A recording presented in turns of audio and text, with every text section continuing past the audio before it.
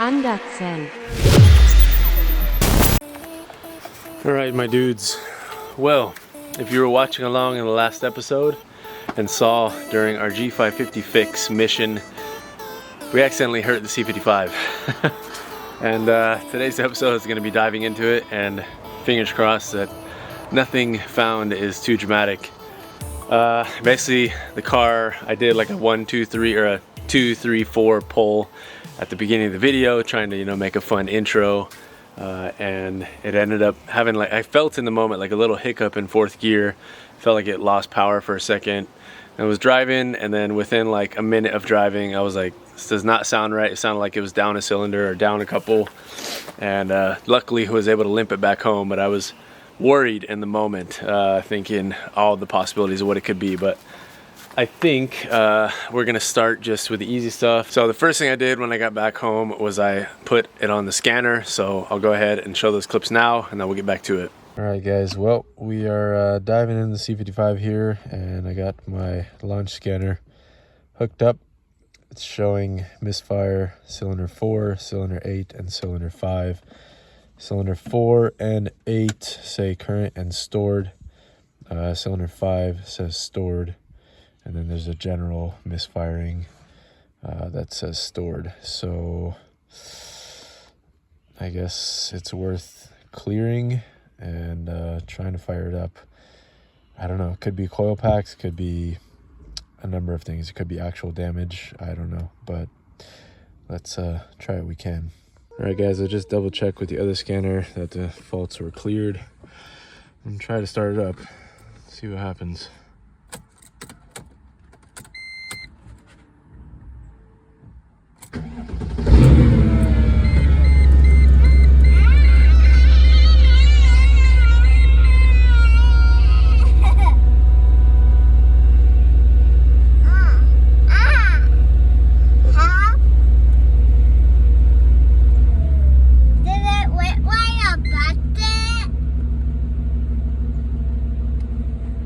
It sounds okay.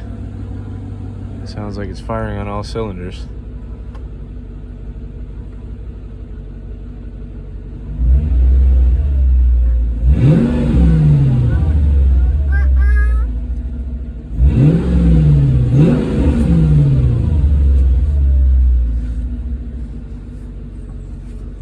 Huh.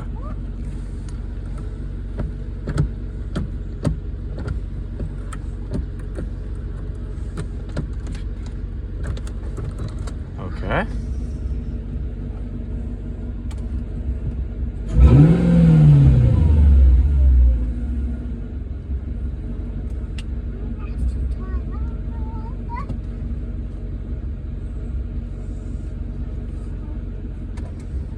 Interesting.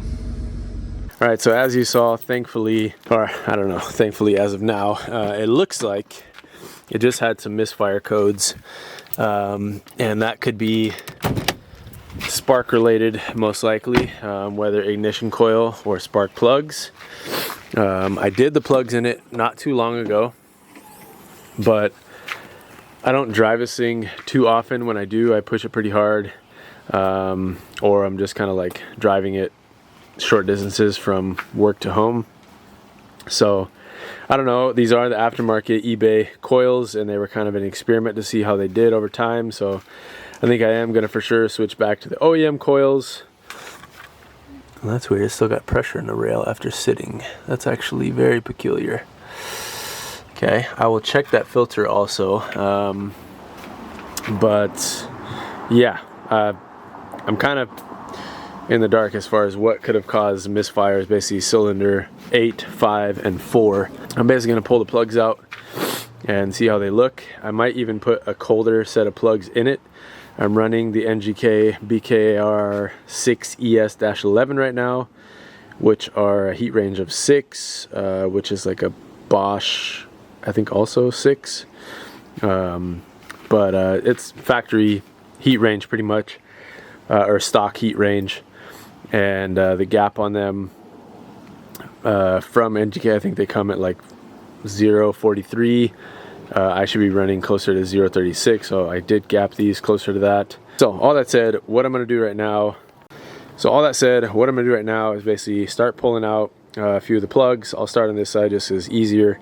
They're both fairly easy for me nowadays. I've done the plugs on these M113 so many times. It used to be a pain in the butt. Now I've kind of gotten a knack for it and it's pretty easy. So you can usually have both sides out in about 10 minutes for each side, 10 minutes each side, and we'll just see what the plugs look like. If the plugs look totally normal, then I'm gonna bet that it's just our eBay coils are not doing what they're supposed to be. And I think it's also worth taking a look at our fuel filter, just because I am only running that inline fuel filter right there, and it's pretty tiny, and it wasn't really supposed to be the long-term setup, but it works for now. But it does need to be cleared out more regularly, just the way it is. So might as well check that, make sure it's clean. But first, let's start here. Alright guys, so I've done spark plugs probably a gazillion times on the channel, so I'm not really going to focus on recording that, but I'm just getting one plug out at a time. There's our first plug. Zoom in with my nose touching the camera. There we go.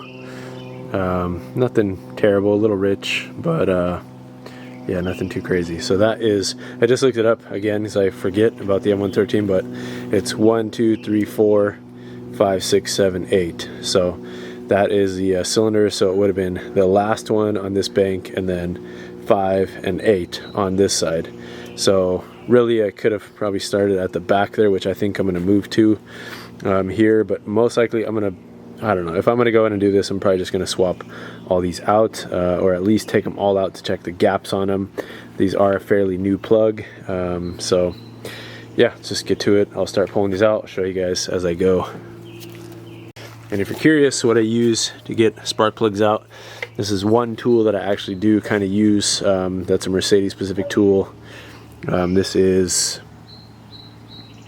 if you guys can see that, or if it will focus. So you can see right there, this is a Mercedes spark plug tool. Don't know if it has a part number on it, but if you look at it, it's basically just a 17 millimeter that's angled. It makes it really easy to pop the boots off, because they can get real sticky sometimes. So this does actually help quite a bit in certain areas. You want to take the coil packs off before you do it, so you can leverage against the valve covers. But besides that, I just use a Milwaukee ratchet, this nice thin one that always saves the day, Harbor Freight 3/8 1/4" dual, and then a bunch of different extensions and 60 millimeter socket. So that's kind of recipe for success. And then besides that, it's just getting your coil packs out of the way, which are held on by T27s, I believe, or T30s, and unplugging everything. So yeah, that's what we're doing, going through here. Let me get this done and I'll show you along the way. All right guys, so there is 4, 3, 2, 1 right here. Closer look. I mean, they're all pretty consistent. I mean, obviously a little bit rich, but nothing too crazy. Definitely rich. A little bit of oil residue on each of them, kind of on the thread areas. Our valve cover's not leaking, but that's most likely just, I would assume, fuel or something unburned, that kind of just goes along with the fact that they look a little bit rich. So yeah, that is the passenger bank done. So let's go ahead and start on driver bank. About 15-20 minutes total. Got all of our plugs out, coil packs. Over here is what we got. Pretty much same story on driver's bank. Cylinder 8 is probably looks the richest out of all of them, but pretty much similar to passenger bank. So I'm gonna check the gap on all these real quick, see what they're sitting at, and then if they look, I mean, if they're out of gap, I guess I can re-gap them. None of the plugs look too bad, to be honest, so I'm considering just throwing these back in there with the OEM coil packs and calling it good. But I want to get Josh's opinion obviously too, since he's a tuner of this car, and see if he wants to take a look at adjusting either the tune, or if he would recommend a hotter or colder plug, or staying where I'm at. So yeah, let's dive in and see what the gaps are at. Alright guys, we are back with this thing. Left it where we were. Got some more time. I just cleaned up all the spark plugs. I spoke with Josh, and he basically said he thought they looked pretty good, or kind of where they should be. That's kind of what I thought too. What I was telling you guys at the beginning, a little bit rich, but that's kind of what's to be expected. Keep the tune safe. And we've been running this tune for a long time, even on the old spark plugs. And of course, they foul out after a certain time. But I had the old, same exact spark plugs in here for probably close to 25,000 miles, and the car was still running good when I pulled them out. But they were definitely, you know, spent by that time. But these only literally have like maybe 500 miles on them or so, so they got a lot of life left. So I just basically cleaned them up, a little bit of carbon throttle cleaner, so they're all pretty clean. I mean, as clean as they need to be. They would have been fine throwing them back in the way they were, but might as well clean them since I got them out. So I'm gonna go ahead and throw those back in the car. What I like to do, guys, I don't know if I have it laying around somewhere, but basically take a piece of hose, you know, whatever size hose fits on your spark plug, usually 3/8. I'm going to grab my silicone hose to do this, but basically use a piece of hose, flexible hose, and basically thread them all in there. It's just a nice, easy way to make sure you're getting them seated correctly, not cross-threading anything. And once they seat, then you can just pop the hose right off and then torque them down. I need to look again what NGK wants to tighten them, since I've already done the crush washers, which is once they're tight you do like another quarter turn. So I think basically once they're tight now you kind of just stop. So don't remon them or anything, but I'll double check what NGK specifies on their little boxes of how to tighten them down. But yeah, it's what we're doing. So I'm going to throw them back in there, swap the OEM coils on for these. I might need to replace one of the wires. I have a few extras because one of these on cylinder 5, it lost its, I don't know how to say it, the rubber inside of the metal kind of wants to slip out of the metal. So when I've taken it off and put it back on, it kind of gets stuck on the spark plug and wants to leave. So I think it's still working fine, but just in case, I'm going to replace this one. I have a bunch laying around. I could literally rip one off of the M130K sitting here right now, and we'll get some replacements. But yeah, I always try to snag a couple of them every time I go to the junkyard. If I see them and they're in good shape, I usually will throw them around. So I got some sitting in the back of the M155, some sitting right here that I don't need to use obviously right away. So we'll swap that one out just to make things safe. And yeah, just get this done, and I'll check back with you guys once we got them all plugged in. Alright guys, everything is back in. I cannot stress enough, when you're putting on the spark plug boots, it's like a wiggle game. You can't try to force them on. I do recommend using some dielectric grease on the boots to make it a little easier, but it's really like a wiggle game, and you'll hear a nice click. You don't push on it too hard, anything. It's literally just like wiggling it on, and you'll feel the click. You'll hear the click of it actually seating on the spark plug boot. I've told this story numerous times, but the first time I ever did these, I was forcing them on, thought that they were clicking on, and then my car was doing all kinds of crazy stuff, throwing like ABS codes, randomly dying, and it was all because I didn't seat the boots properly on the spark plug. So anyways, everything's back in. OEM coil packs are back on. So let's go ahead, try to fire it up. Okay, here we are.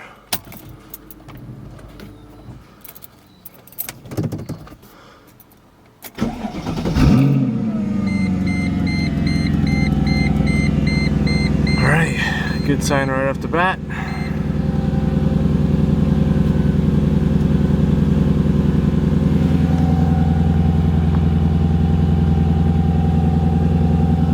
Smoke or anything like that. Just wait till the idle's down.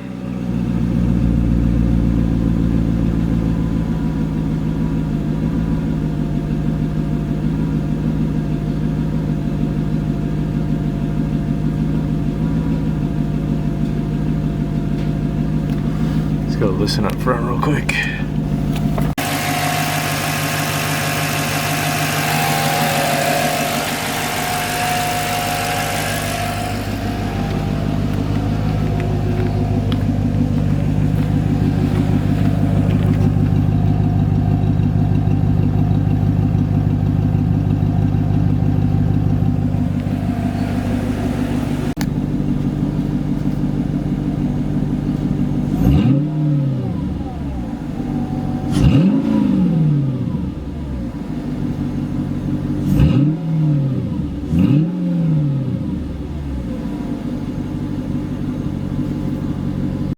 Alright guys, well that's great news thus far. Obviously got to drive it and see what it does, but at least it's here idling, revving.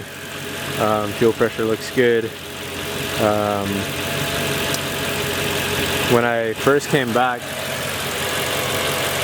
the fuel pressure was kind of jumping all over the place, which it might do so once it's more warm on the gauge, but yeah, anyways, we'll keep it going, but that's a good sign to start, I guess.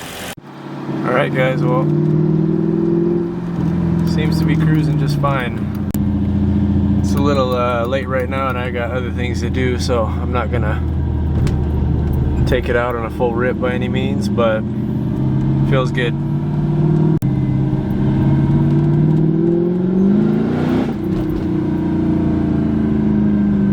Yeah, I think she's okay. Alright guys, well, man, I'm not gonna lie, sorry I know it's dark right now, but I'm not gonna lie, that is a huge relief. In the moment when all this happened, I mean, your mind goes to the worst, obviously. Something engine related is like, oh man, what could this be? But fortunately, it seems like maybe it was just our cheap coil packs. I would definitely like to get some new OEM coil packs, because these have obviously seen over 100 and how many miles I got on this thing? 162,000. So they've seen quite a bit of mileage. They're still performing, but I think it'd be good to get a new set of OEM coils and keep this thing going. But man, I'm relieved. I'm gonna obviously take it out, put it through its paces, make sure everything's cool and nothing comes back up, but for the time being, very happy. Alright you guys, well, we made it to work in the C55, so that is a good sign to add on to our findings thus far, and I think we'll take it for a quick rip, see how she does.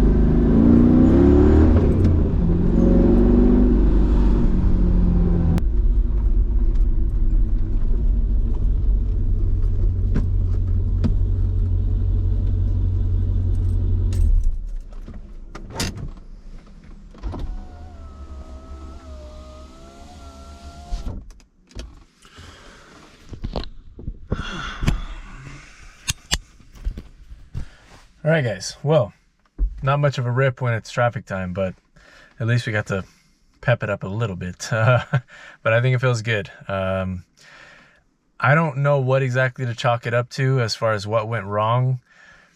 It wasn't all the way warm. I mean, it was warm enough out and the car had been running for probably 5-10 minutes. But I'm sure oil and coolant weren't like all the way up to temperature. So maybe, I don't know, the cats weren't warmed up enough or something and it caused misfires, or just the eBay coil packs are, I don't know, maybe they just weren't up for the job, but they seemed to be working just fine before that. So I don't really know, to be honest. But that said, I'm really thankful this thing and this thing as a whole seem to be okay. If you watched the last video fixing the G-Wagon, I was not feeling good about where things might be standing, but I'm glad things seem to be okay. Especially because we have a ton of stuff planned for this thing this summer. I have a bunch of parts that have been waiting to put on it, which more information on that will come once another big piece of information will come your guys' way soon.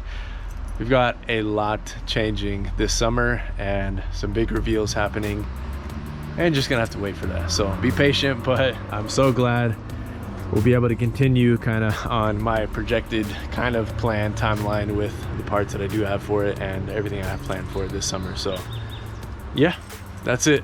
Hope you guys are happy that it's okay. Thank you guys for the well wishes, and we got a small victory in this one. So appreciate you all. I'll catch you on the next one. Peace.